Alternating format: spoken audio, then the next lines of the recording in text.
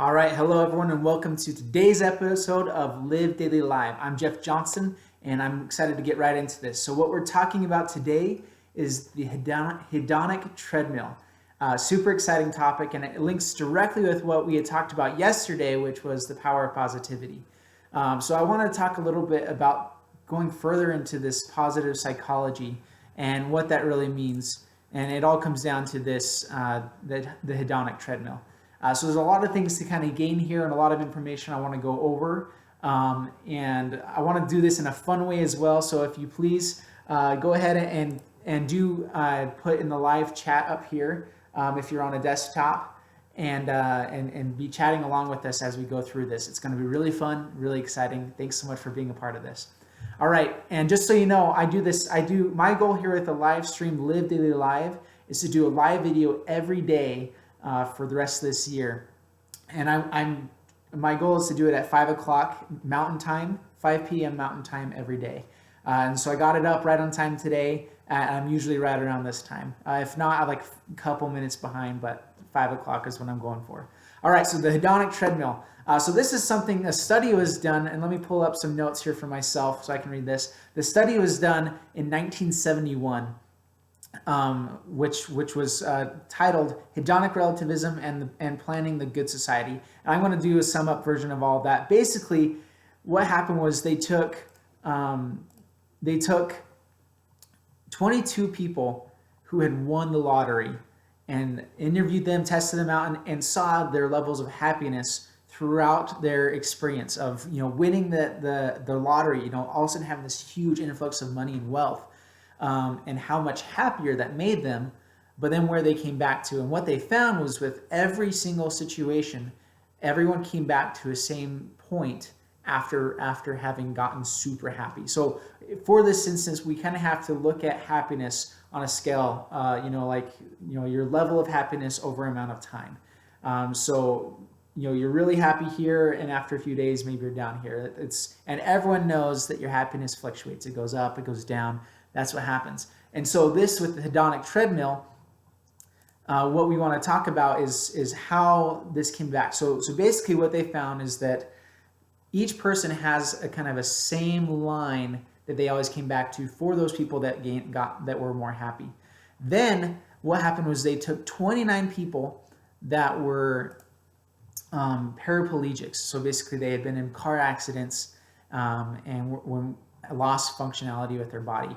And what they found was that of the majority of them, about 75%, I'm being really flexible with the numbers here, about 75% of them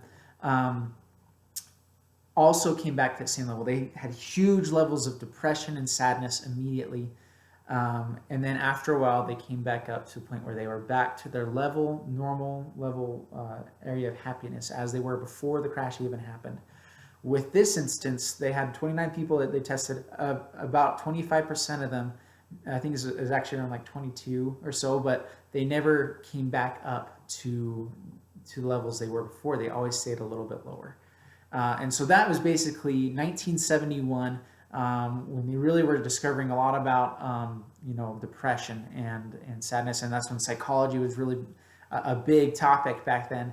And so what I want to talk about today. Like I said, I was linking this with what I was talking about yesterday, which was the power of positivity.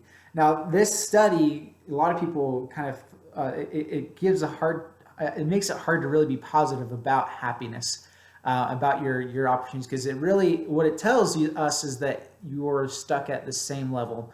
Good things might happen, bad things might happen, but you're kind of stuck at the same level. And really, my search for positivity and my search for happiness came when I had actually dated about three or four girls in a row over a course of a year or so or two, and each one of them had depression. Every girl I had dated had depression, had these issues. I had roommates that were also having struggles, that were just going through depressing times.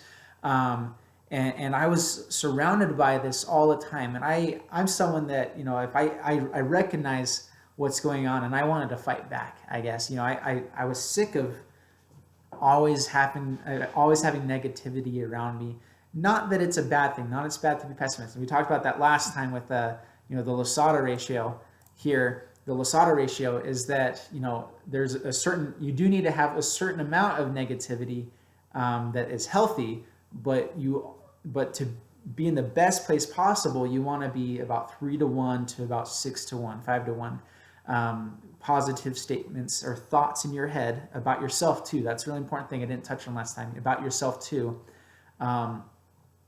per every negative or pessimistic or critical statement. So going along that line, that's what really got me into thinking about happiness. I had this big drive to find out, how can I be happy? And I had this brilliant idea with my roommate when he came back one time. It was just really sad, and I was like, I'm sick of it. And what do I think of? Of course, I think of a competition. I was like, hey, we're going to do a competition. I bet I can be more happy by the end of the year than you can. And I realized after I kind of said that, like, I have no idea the only way to win in a competition, you have to have some measurable result. And there's not really a way to measure happiness. Well, it turns out that they actually have been for a while measuring happiness. And this is the hedonic treadmill as well here. This is basically what they're saying is that you can measure happiness, and it's based off different things. What I am actually writing my book on, How to Happy, is kind of my own system of how to help, how to first off gauge happiness and measure that happiness, and then how to, of course, grow it. So I want to talk a little bit first off about my findings with the hedonic treadmill. I saw this and when first researching about happiness. I read a couple books. Martin Seligman's a huge one, but we got into this, which was the hedonic treadmill, which was basically, they found these, based off these studies from 1971 and a couple further on. They kept finding that people, had bad stuff happen to them, but they came back to the same level. Good things would happen. They'd win the lottery, these big, awesome things, but they'd come back to about the same level of happiness, wherever they were before, whether that was low in the normal standpoint or high in the normal standpoint. And it's based off where they were at that time. And so basically, they kind of, a lot of psychologists, a lot of people decided, well, everyone is just kind of stuck with their same level of happiness. They are always going to be that happy. And good things might happen more often for them, bad things might happen more often, but basically they're always going to come back to this being the same level of mediocre. And maybe that's also something I'm just not okay with. I don't like the idea of just being mediocre. I actually want to grow. I want to progress. I want to gain. I want to improve. I feel like I can in this life, and I feel like I've seen it in my life where I have. And basically what this is saying, and this is the big debate, is, okay, well, I'm just doing enough good things in my life that my high point is going longer and higher, and I'll eventually come back down to that same level. And that's the debate. Those are kind of the both sides of the hedonic treadmill versus positive psychology. So getting into positive psychology, one of the main people to talk about with this is Martin Seligman. Oops. I don't know how that got there. Here we go. Okay. Martin Seligman. This guy is fantastic. So he, let me get into the notes here just to make sure I'm saying everything as best I can correctly. So if you look up positive psychology, you're going to find Martin Seligman as one of the main people in anything positive psychology. He actually created the area of study when he became president of the American Psychological Association in 1998. So positive psychology became an actual area of study in 1998. So it is relatively new. This is colleges have not been studying this for very long. At the same time, people throughout life have been studying it. There have been books, like that. You could argue, Jesus Christ, like religion is based off happiness and positive psychology. So it has been around a long time, and people have thought about this a lot. But Martin Seligman is really the first one to bring the positive part of psychology, how to become happy, not just how to not be depressed, into our study in colleges. And that is really the biggest thing I want to talk about is the difference between, okay, this is how to not be depressed, and this is how to be happy. And that's what I want to talk about with the hedonic treadmill here. And so let me get this back to here. All right. And so with this treadmill, with this here, the hedonic treadmill, what everyone saw this as was that, you're always going to keep coming on that same level. And what Martin Seligman had discovered was basically those. First off, he kind of took a study about those that had gotten down further, and basically that's where he first came out with his book Helplessness, or Learned Helplessness. And he's really famous for this study where he took some dogs and basically put them in situations where they had learned helplessness, where they no longer wanted to function because they felt like they were continually, there was no option out of what they were doing. And so that was his first discovery, was okay, that there is a way, like that's how it happens, is that basically they learn that it's not a part of them initially, but after time, after being hit down over and over again, they do become more helpless. Then he started studying more things on the positive side of everything, which was, how can we grow happier? And this is really where the difference is. Positive psychologists still believe in this line. They still believe in this line. They believe bad stuff will happen, and they believe good things will happen. What they believe, though, is that you can take this line and go like this and turn it up and keep getting happier as bad things happen, as good things happen, but you'll keep coming back to a higher standpoint as you improve certain things. And so I'm not going to go into a bunch of the books that he's written, partly because I haven't read them in like a while, about a year or so, and so I don't remember everything he says there. But a lot of the similar things he's saying, I'm kind of mimicking in my book, is along with some new things that I am creating, which is, again, How to Happy. Look for it in the future. Basically my theory is, my goal is to be I want to be the happiest I can possibly be. My goal is to be as happy as humanly possible. I want to grow to the highest level of happiness. And so how can that happen?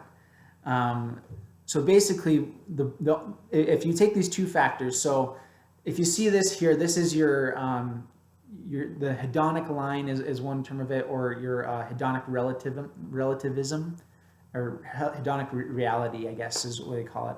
I call it the baseline of happiness. The only way to really grow your happiness is either to, one, control all the good things that happen in your life and make sure all of these things are always on the upside and never go down to the downside. You can do that. Like, there are ways that you can control that everything's happy.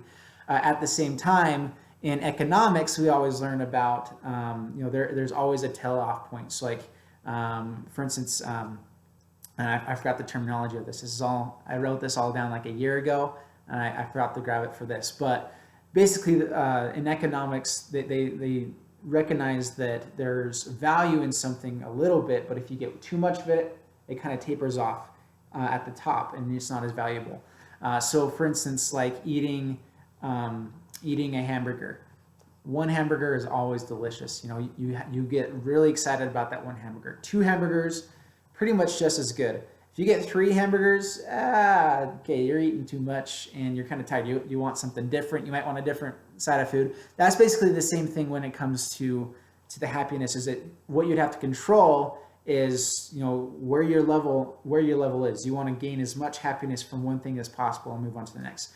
That's something I really dive deep into with my book, is how to do that, how to keep yourself on those high levels, those high spikes. But then also here on this happiness level here, this is where Martin Seligman talks a lot, and I differ in his opinion a little bit with this, but basically how to improve this up to here is to continually be improving your values.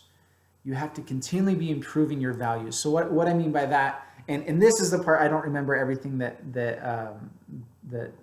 Mr. Seligman talks about, is what I call it is trust, love, your ability to trust, your ability to love, your ability to receive love and to give love, your ability to have confidence in yourself and give confidence and have confidence in others.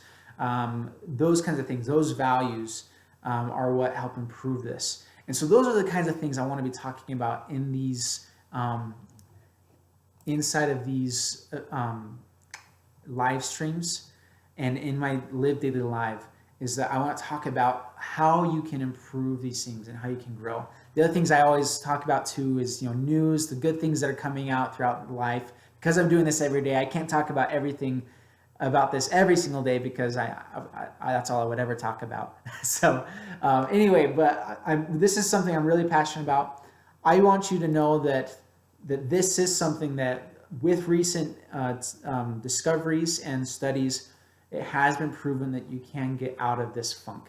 That is what you naturally come back to if you do not improve what I call your values.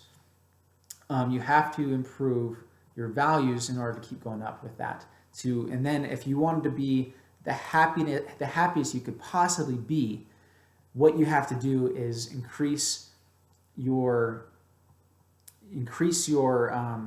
if you wanted the day that was the happiest ever, what you would have to do is improve that happiness set point, the baseline of happiness. You'd have to increase that, to the point where it's the highest you could ever have it, and control everything that happened that day to be happiest. So go to Disneyland and be at your happiest value set point. Basically, that's the only way to happen. But that's the goal.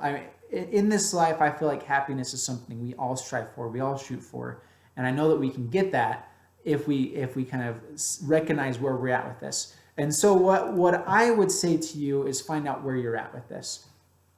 Just for a little extra knowledge here, and I don't have a graph for this yet. I'll probably bring that out next time. But what they call depression is basically this: if this set point is lower than what is deemed as normal or natural. So if that set point is lower than what is normal, natural, then that is what they call depression. That is the definition of depression, basically. And so the best way to get out of that, and I recognize, there are sometimes once you're at that point, it's difficult to get up.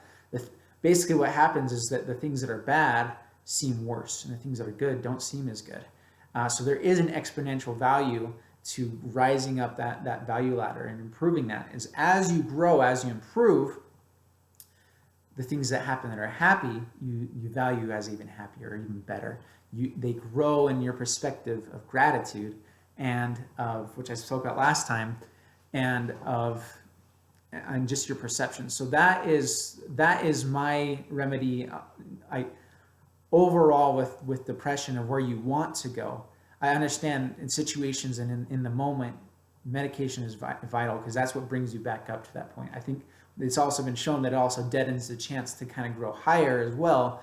But that's why I say you need to be improving your values continually, that you grow higher and improve your way of living. And you improve who you are, you improve every day. And as you change your perspective, your paradigm of life, you will grow, you will improve, and your life will improve.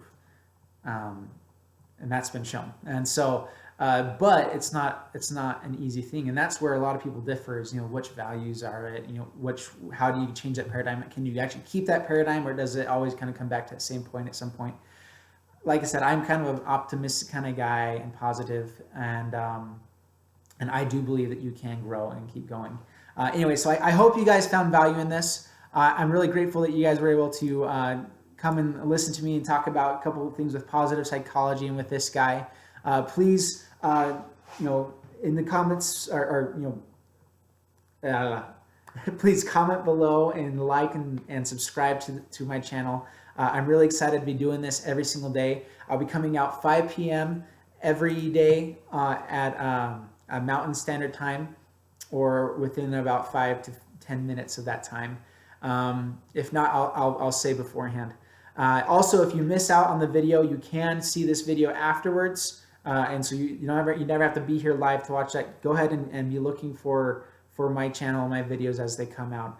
Thank you guys so much for being here. I look forward to seeing you next time, tomorrow. Bye.